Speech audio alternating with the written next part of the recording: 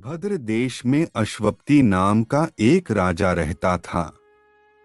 उनकी कोई संतान नहीं थी। संतान पाने के लिए राजा प्रतिदिन मंत्रों के उच्चारण के साथ 1,00,000 आहुतियां देता था। ये सिलसिला 18 वर्षों तक जारी रहा।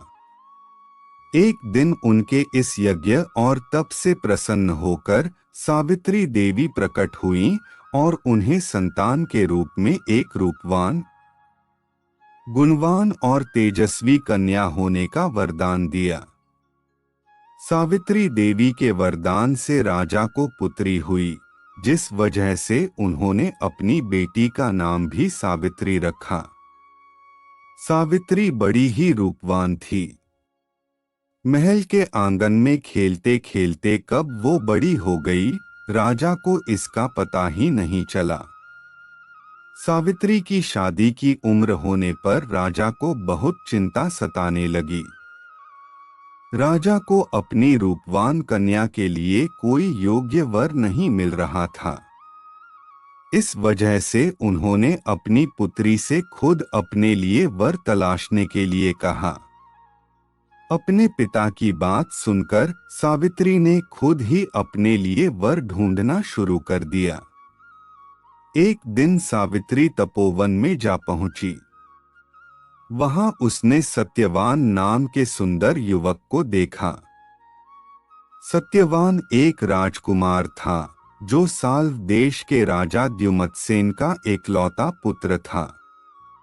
जब सावित्री ने उसके जंगल में रहने की वजह पूछी, तो सत्यवान के पिता राजा द्युमत्सेन ने बताया कि वे अंधे हो गए हैं और इसी वजह से उनसे उनका राज्य छीन लिया गया है। अब वह अपने परिवार के साथ इसी जंगल में रहते हैं।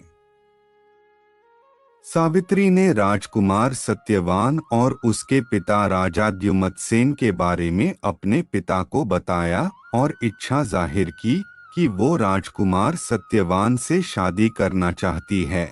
राजा अश्वपति बेटी को दिए वचन को पूरा करने के लिए तपोवन जंगल गए।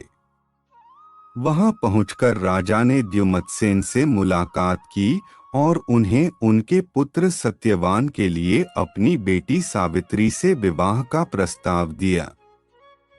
राजा अश्वपति की बात सुनकर राजा द्युमत्सेन ने बड़े ही निराश मन से कहा, हे राजन, मुझे आपका प्रस्ताव मंजूर है। मेरा पुत्र सत्यवान गुणवान, धर्मात्मा और बलवान है, लेकिन ऋषिराज नारद ने मुझे बताया है कि यह अल्पायु का है, जिसकी अगले वर्ष अमावस्या के दिन मृत्यु हो जाएगी।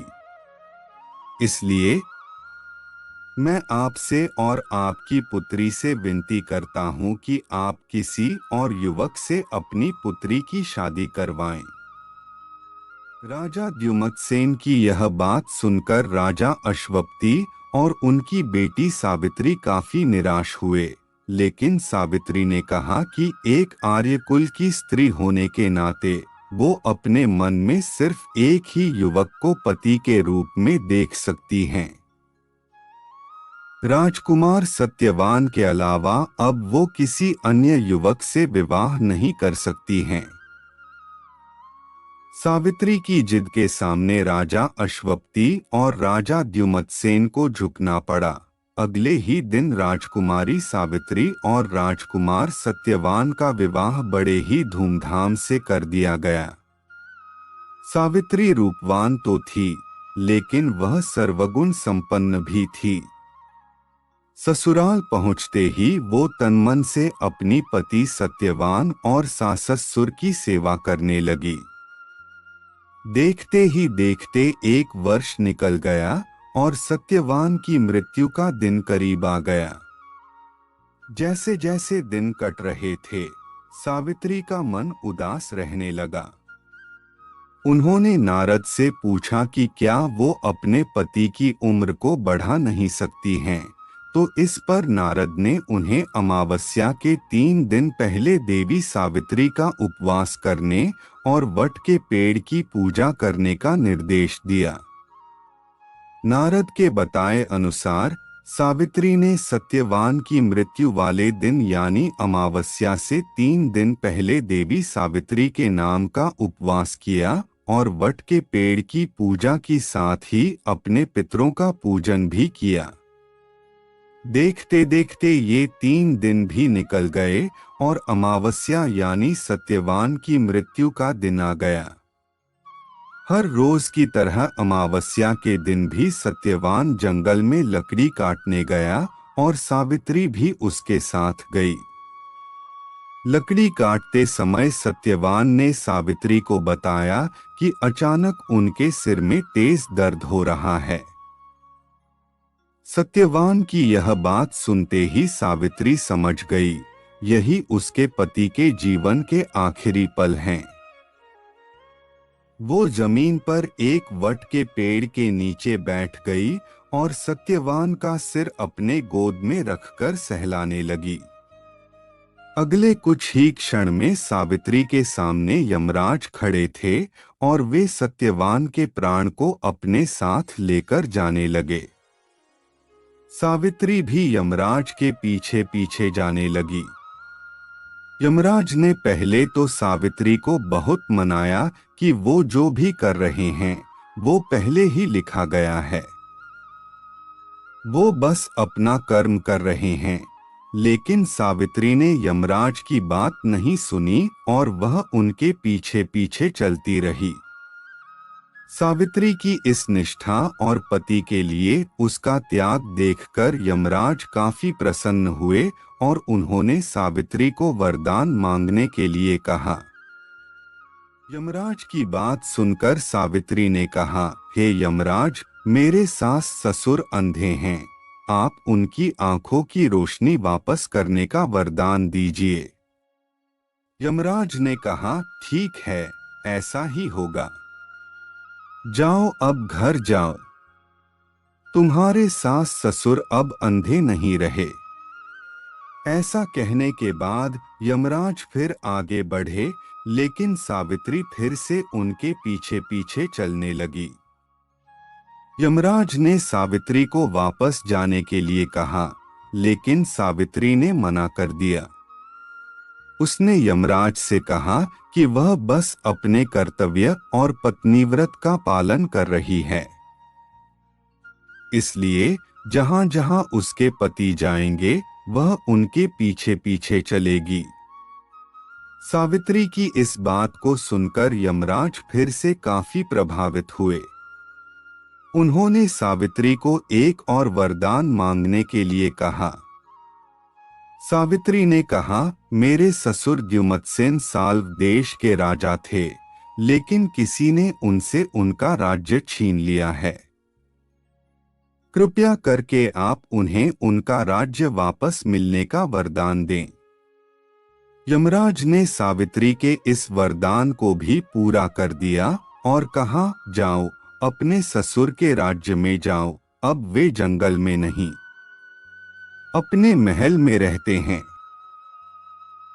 यमराज ने इतना कहा और फिर से सत्यवान के प्राण को लेकर आगे बढ़ चले, लेकिन अब भी सावित्री उनके पीछे पीछे चली आ रही थी। यमराज यह देखकर काफी हैरान हुए। उन्होंने सावित्री से इसकी वजह पूछी तो सावित्री ने बताया कि एक पत्नी का फर्ज है कि वो वहीं रहेगी जहां उसका पति रहेगा। अगर उसके ससुर के महल में उसके पति नहीं होंगे तो उस महल में उसके जाने का कोई अर्थ नहीं है। सावित्री की इस बात को सुनकर यमराज काफी प्रसन्न हुए। उन्होंने सावित्री से कहा, हे पुत्री, तुम न सिर्फ रूपवान और गुणवान हो बल्कि एक पतिव्रता भी हो। मैं तुम्हारे इन्हीं गुणों से काफी प्रसन्न हूँ। तुम मुझसे तीसरा वरदान भी मांग सकती हो। यमराज की इस बात को सुनते ही सावित्री ने कहा, हे यमराज, आप मुझे 100 संतानों की मां बनने का वरदान दें। सावित्री के इस वरदान को सुनते ही यमराज ने कहा, हे पुत्री, अब घर जाओ। मैं तुम्हारे इस तीसरे वरदान को भी पूरा करता हूँ। तुम 100 साहसी और पराक्रमी संतानों को जन्म दोगी। यमराज के इस वरदान को सुनकर सावित्री ने कहा, हे यमराज, मैं एक हिंदू नारी हूँ और आर्य कुल की जन्मी हूँ। इसलिए मेरे जीवन में सिर्फ एक ही पति होंगे और वो सत्यवान हैं। इसलिए आपको अपने वरदान के अनुसार मेरे पति सत्यवान को फिर से जीवित करना होगा।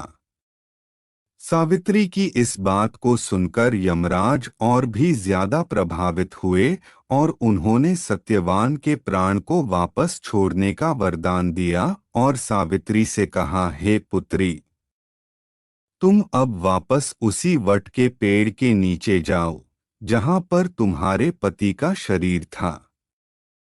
मैंने सत्यवान के प्राण को छोड़ दिया और तुम दोनों को 100 संतानों के साथ ही अखंड सौभाग्यवती होने का वरदान भी दिया है। यमराज की बातों को सुनकर सावित्री ने उनसे विदा ली और वापस उस वट के पेड़ के पास पहुंची जहां पर उसके पति का शरीर लेटा था। जब वह सत्यवान के करीब पहुंची तो उसने देखा उसका पति वापस से जिंदा हो गया था। दोनों जल्दी जल्दी जंगल से बाहर निकले और राजा द्युमत्सेन के साल्व देश पहुंचे। वहां पहुंचकर सावित्री ने देखा कि अब उसके ससुर को उनका राज्य फिर से मिल गया है और उनकी आंखों की रोशनी भी वापस आ गई है। तभी से हर साल ज्येष्ठ मास की अमावस्या के दिन वट सावित्री व्रत को मनाया जाने लगा। इस दिन पूरे विधि विधान से वट के पेड़ की पूजा अर्चना की जाती है और सुहागिन महिलाएं अपने पति की लंबी उम्र की कामना करती हैं।